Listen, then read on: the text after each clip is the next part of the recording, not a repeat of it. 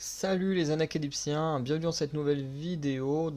Après la vidéo où on a pu parler de comment et pourquoi nous nous appelons le maître d'anacalypsie Farander et la chaîne Anacalypsie, aujourd'hui on va voir les différents projets que j'aimerais mener au cours de ma vie en termes de création entre guillemets artistique. Plutôt, ouais, en soi, une œuvre littéraire, ça reste de l'art, hein. Même si je dis pas que je vais créer des œuvres, hein, mais ce serait mon rêve.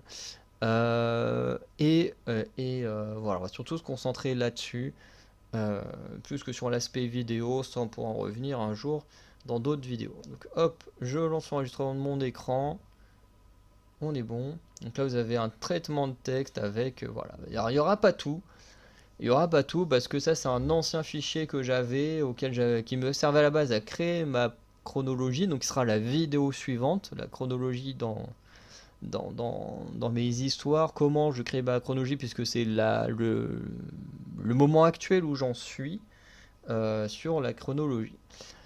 Euh, et du coup, ce que je voulais dire, c'est que ça me servait à l'époque. Donc là, j'ai enlevé tous les résumés et tout pour pas que vous soyez non plus trop spoilés par des résumés de toutes les histoires.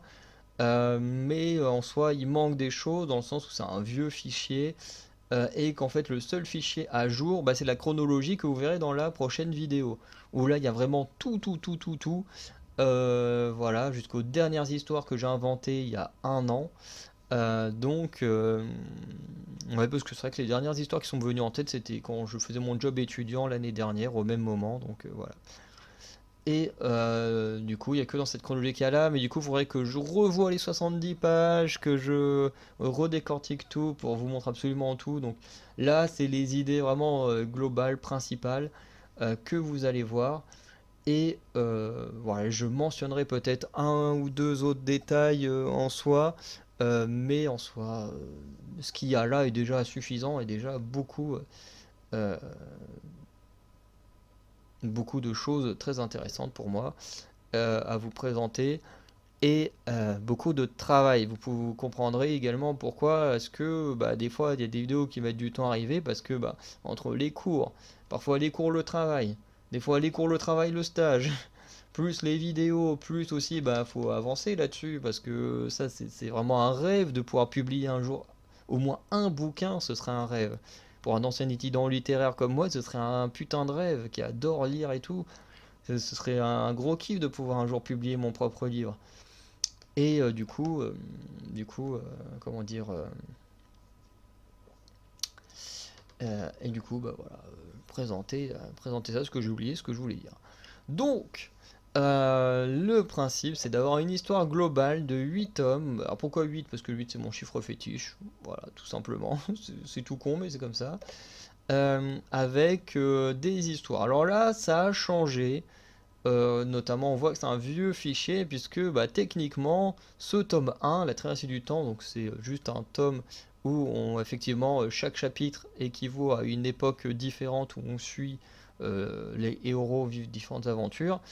Et en fait, c'est plus un tome qui servira de tome du passé, donc de choses qui se passent dans le passé, du coup, qui sert plus de flashback pour apporter des petits détails, enfin, où des petits détails seront mis dans l'histoire principale.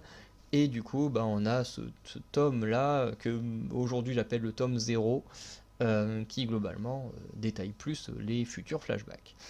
Du coup, ce tome 2 est désormais le tome 1, donc les guerres de pouvoir. Donc voilà, où là, on est vraiment sur Terre avec des aventures sur Terre. Univers parallèle, donc là on est sur, en gros, il y a vous allez voir, il y a deux tomes qui travaillent là-dessus, sur le fait de trouver un foyer. Donc là dans le tome 3 en fait ils vont voyager de, d'univers à travers le miroir doré. Donc le miroir doré qui est un objet très particulier dans mes romans, où en fait en gros quand tu le traverses, tu peux voyager dans l'espace, le temps, dans d'autres dimensions, peu importe, un endroit où il y a un autre miroir doré. Le seul problème, c'est qu'une fois que tu l'as traversé, il disparaît de là où tu étais. Donc, et en gros, quand toi tu traverses, forcément il disparaît de là aussi. Donc, non, même. Non, il ne disparaît pas, mais du coup tu peux pas le retraverser. Faut que tu trouves l'autre version. Du coup, en gros, tu as une version. C'est comme si tu avais un départ et un terminus, quoi. Forcément, tu peux pas repasser une porte qui est fermée. Bref. Et du coup, le tome 3, c'est un peu des découvertes de mondes autres que la Terre. Le tome 4, ils ont trouvé un monde où ils se plaisent bien et ils vivent tout le long du tome 4 dedans. Le tome 5, on retrouve cette thématique faut trouver un foyer, un lieu où on peut vivre, se sentir bien, avec un petit aspect science-fiction, puisque cette fois, il n'y a plus de miroir doré, mais un petit côté voyage dans l'espace. Le tome 6 travaille beaucoup autour de la mort, donc c'est tout un sujet autour de la mort aussi, et du voyage, de la mort. Le tome 7, qui du coup est un tome qui se concentre pas sur les héros, mais sur un personnage qui vient de la Terre, qui décide de conquérir la galaxie, son propre univers, et qui va y parvenir petit à petit grâce à des stratagèmes. Et du coup, là, on découvre entièrement l'univers dans lequel on est censé vivre. Donc on découvre la Terre, la Terre du coup dans le futur hein, pour nous, et également toutes les planètes. On sait qu'il y a de la vie dans d'autres planètes, dans notre galaxie, et là on découvre de manière très imaginaire, hein, bien sûr, tout est de mon imagination, mais plein de types de planètes et d'habitations qui puissent exister. Et le tome 8, en gros, c'est un mélange entre plus ou moins ce qui s'est passé durant tous les tomes précédents et en même temps des nouvelles histoires d'organisation qui eux se trouvent dans l'univers des doubles. Et en fait, dans cet univers, en gros, il y a toute une question de l'écologie et de sauver la Terre qui est en train de mourir. Et du coup, des gens créent des organisations afin de le faire. Donc il y en a qui s'appelle l'organisation, en gros, des sauveurs, des humains, qui en gros, eux, sont à fond sur la protection de l'être humain et sont prêts à détruire le reste pour sauver la Terre. On a le groupe des animaux qui, eux, pensent que les humains sont un problème et qu'il faut plutôt sauvegarder la faune et la flore. Et il y a d'autres petites organisations comme ça, en mode on fait ce qu'on peut pour sauver la Terre. Et à un moment donné, la Terre des doubles et la Terre d'origine finissent par se rencontrer, mais j'expliquerai pas comment. Donc ça, c'est l'histoire de base et autour duquel tout le reste va plus ou moins graviter. Ça, c'est la saga Bis. Donc la saga Bis qui est un peu à avoir comme un what if. Parce que globalement, c'est un peu un autre univers avec des doubles. Beaucoup d'univers possèdent des doublons. Hein. Voilà, c'est un peu comme on l'a pu voir avec Spider-Man. Même si les Spider-Man n'étaient pas encore sortis quand j'ai inventé l'histoire Bis.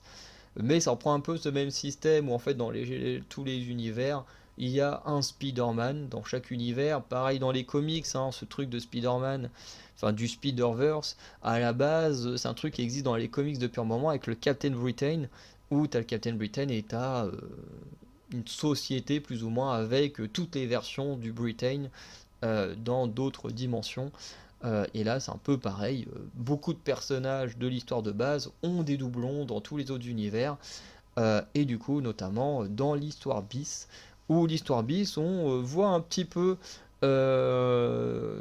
des aventures en fait qui sont passées dans l'histoire principale, mais un peu en mode qu'est-ce qui se serait passé dans un cadre différent, avec des personnalités différentes pour nos personnages, du fait que ce soit aussi des persos différents, les persos principaux. Alors pas tous, mais certains sont vraiment très différents. Et du coup, voilà, il y a 4 tomes qui revient un peu plus ou moins à être une sorte de what if. Voilà. Ensuite, on a ça, donc ça, c'est des tomes qui sortiront peut-être jamais, mais qui c'est plus pour le délire. Où en gros, c'est du football américain à la mode un peu surnaturelle, un peu comme. Alors, c'est un jeu vidéo auquel je n'ai jamais joué, mais je pense que je le testerai un jour. Mais en gros, il existe un jeu vidéo de football américain, genre avec des orques, avec des nains ou je sais pas quoi. Ça a l'air trop cool. Bah là, ça revient un peu au même, sauf que là, c'est des vampires, des loups-garous qui ont une passion pour ce sport, pour le football américain, et qui décident bah, de faire des compétitions entre eux et tout ça. Donc voilà, c'est un peu comme ça. Le tome du théâtre, donc j'avais écrit une pièce de théâtre. Voilà, et que je crois que j'ai toujours le texte, et en gros qui se concentre sur des personnages qui ensuite deviendront importants pour certains dans la trame principale, mais voilà, là c'est un peu une sorte de tome spin-off, mais en mode pièce de théâtre. Voilà, sur des amis et des ennemis qui se retrouvent après pas mal d'années et où tout partira en couille. Ensuite, on a les tomes du passé. Donc là, c'est vraiment des tomes un peu compilation de ce qui s'est passé dans le passé de certains personnages pour montrer ce qu'ils ont vécu dans leur passé, ce qui a pu les mener à être des grands héros et ce qui a pu les mener pour d'autres à être des grands ennemis. Donc pour ça, on a le tome du passé de la série normale, donc de la trame principale, et le tome passé du foot, donc c'est juste la création de ces fameux tournois avant que le héros Florian Temple décide de les rejoindre. Ensuite, on a le court métrage des 4 familles. Alors, en vrai, il y a plus que ça de court métrage dont j'ai eu l'idée de créer. Bien sûr, ça n'arrivera peut-être jamais, et du coup, ce sera plus sous format écrit si un jour j'ai l'occasion. Mais j'avais pas mal d'idées de courts-métrages, et notamment là ce court-métrage des 4 familles qui reprend un peu le délire de Roméo et Juliette, sauf que là on a 4 espèces, un loup-garou, un vampire, un sorcier, un humain, tous les 4 qui vont devenir amis alors que leurs familles font tout pour qu'ils ne puissent pas le devenir puisque étant d'espèces différentes. Bref, c'est un peu une revisite de Roméo et Juliette, un peu à ma sauce. Et bien sûr, il y a plein d'autres courts-métrages dont j'ai eu des idées, notamment très récemment, donc forcément, ça n'apparaît pas là. Ensuite, il y a ce que j'appelle les tomes crossover. Par exemple, le tome crossover du foot. Donc en gros, c'est un crossover entre les personnages vraiment liés à l'histoire du foot et à l'histoire principale, et où les deux se rencontrent pendant un temps de ce que j'appelle souvent les temps de pause ou les temps de calme. Donc c'est des temps où il se passe pas de guerre, pas de conflit, et où du coup les gens font d'autres choses, et parfois bah, faut bien se divertir, et du coup il y a ce tome crossover. Et il y a également le tome crossover quand, alors j'ai appelé ça le vrai et le faux monde se rencontrent. Bon, techniquement il s'appellera pas comme ça, mais en gros c'est quand les personnages de l'histoire d'origine et de l'histoire bis, comme je disais, cette histoire un peu en mode what if, vont se rencontrer, et c'est notamment ce tome qui est censé conclure entièrement l'histoire. Donc normalement à la fin de ce tome crossover, il est censé y avoir la conclusion finale de toutes mes histoires. Voilà. Ensuite on a plein de... Ok, je t'ai pas demandé de remonter. On a plein de ce que j'appelle des tomes spin-off. Donc il y en a qui s'enchaînent, hein. Par exemple on en a 3 autour du personnage de Florian Temple, donc l'un des héros principaux. Notamment le premier qui se concentre uniquement sur les moments de flou dans l'ancien tome 1 et tome 2, qui du coup sont maintenant le tome 0 et le tome 1. Le tome spin-off sur Florian 2 du coup se concentre sur ce qui se passe du coup sur le reste de la trame principale dans les moments où il y a des trous, hein, où il y a des temps de pause. Et le tome 3 sur Florian Temple, en gros, c'est un moment où il est avec des doubles de lui-même, et il vit une aventure avec des doubles de lui-même. Voilà. Après, on a un spin-off en mode les sociologues et les monstres, où les sociologues posent des questions à des créatures surnaturelles sur plein de choses qu'on étudie en sociologie. Alors ça, c'est une idée que j'ai eue à l'époque où j'étudiais la sociologie, en fait, où je voulais développer des concepts ou mes idées par rapport à des concepts, mais à travers de la fiction. Bon, voilà. On a le réalisateur psychopathe à la base qui était une idée de court métrage que du coup, là, j'avais déjà dessiné entre deux de mettre en format texte. Voilà, avec un réalisateur qui va réaliser un film qui se fait saboter et du coup ensuite il enquête pour savoir qui veut saboter son film. Euh, Ensuite on a le tome spin-off 2, alors avec les triples dieux, donc là qui se trouve dans un autre univers, où en fait des personnages un peu comme dans, je sais plus comment il s'appelle, en gros c'est pas Percy Jackson mais c'est la version égyptienne, mon inspiration elle vient de là, où en gros le héros et même sa sœur je crois possèdent en eux une sorte de dieu. Et ici les triples dieux c'est pareil. En fait des gens 12 personnes vont se réveiller avec des personnalités divines. Et à chaque fois, c'est à peu près la même personnalité, mais de trois mythologies différentes. Donc, par exemple, euh, on a par exemple un personnage qui se réveille en ayant la personnalité de Thor, la personnalité de Zeus et la personnalité je sais plus c'est quoi la troisième mythologie que j'ai pris. Parce que je suis pas sûr que ce soit l'égyptienne, parce que l'égyptienne je la connais mal. Je vois pas pourquoi j'aurais pris la romaine, parce que la romaine c'est extrêmement proche. Si, je crois que c'est l'égyptienne que j'ai pris. Bref, à chaque fois j'ai fait en sorte que les choses soient assez proches. Bref. Du coup, les triples dieux, donc ils doivent vivre des aventures en ayant vraiment un dédoublement de personnalité par rapport aux dieux qu'ils ont en eux. Bref. L'île du diable, pareil, c'est un petit truc sympa, voilà, un peu d'aventure, un peu un hommage à Lara Croft, qui est un de mes jeux préférés. La planète Lynch, c'est pareil, c'est un tome spin-off qui est un peu un hommage à un de mes jeux préférés qui est Fire Emblem Three House, qui est incroyable. Et du coup, Planet Lynch reprend un peu ce concept qui existe à travers Fire Emblem ou encore à travers le manga Blue Eye Sword. Voilà, grosse inspiration, même si en soi ce que je fais n'a rien à voir, mais il y a quand même une très grosse inspiration. Et le chaînon manquant, par exemple, c'est un spin-off avec les persos qui manquent à travers chaque espèce. Ça s'appelle le chaînon manquant parce que, par exemple, on découvre tous ceux qui manquent entre les originels, des fois les originels aussi qu'on découvre, entre les originels et les persos que nous on connaît parmi les principaux. Voilà. Ensuite, il y a une multitude d'histoires audio, donc les histoires audio qui sont pareil des compléments d'histoire. Voilà. Par exemple, d'histoire de la trame principale avec Farander, mais aussi des histoires secondaires. Par exemple, sur la planète Lynch, le sosie de Florian Temple, et ben, c'est Gauthier Manotis, et qui a sa propre histoire audio. Voilà. Ou Denis Ogor, qui est un sosie de Florian Temple, qui lui est dans La Terre des Doubles.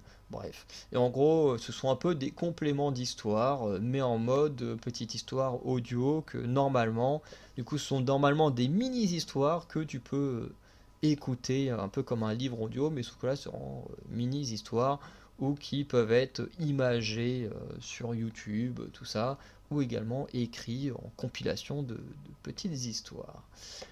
Voilà.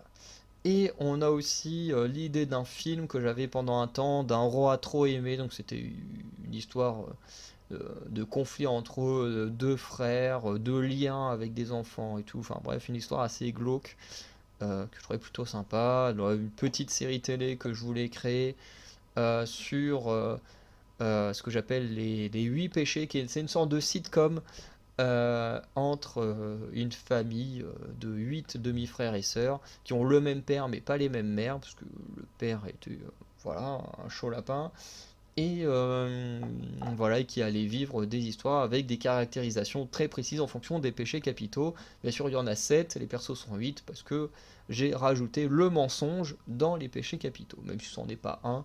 Je voulais absolument avoir le chiffre 8 et non le 7. Ensuite, on a le passé d'Anthony Temple. Donc, en gros, lui, c'est un sosie et descendant du héros Florian Temple.